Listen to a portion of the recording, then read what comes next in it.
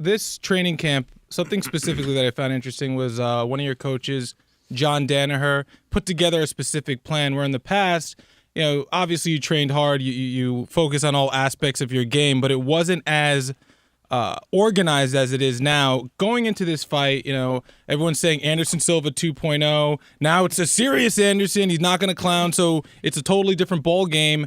Do you switch up your training camp, or do you think that in the last training camp leading up to the first fight, you found the recipe for success moving forward, not only with Anderson Silva, but in the middleweight division in your career? Yeah, no, I'm not changing anything. I haven't changed anything any one of my fights. It's go forward, go forward, and anything I feel out there, go for. Don't hold anything back.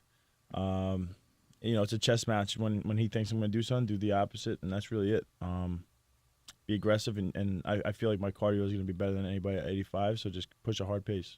What is something that, if you could pinpoint one thing that you'd like to improve on in grappling, wrestling, whatever is off the charts, your striking looks better in every fight, but if there's one thing that you could say, this is the one facet of my game that I really want to improve on and get better on, what would it be?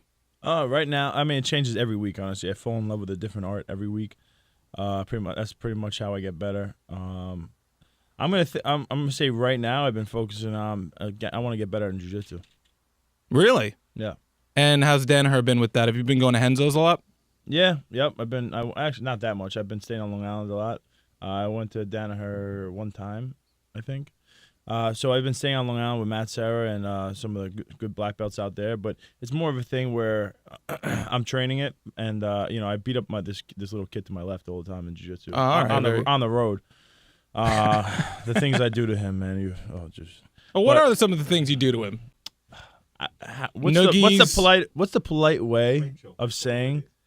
You can't say that though. What's the polite way of saying, like, just one-handed, just grabbing his neck and squeezing it till he kind of like Seabass did to Lord Christmas in Dumb and Dumber. He has both of his hands on my arm and he can't do anything about it. Like, he can't remove it, no matter how much he pushes his pelvis to the ceiling.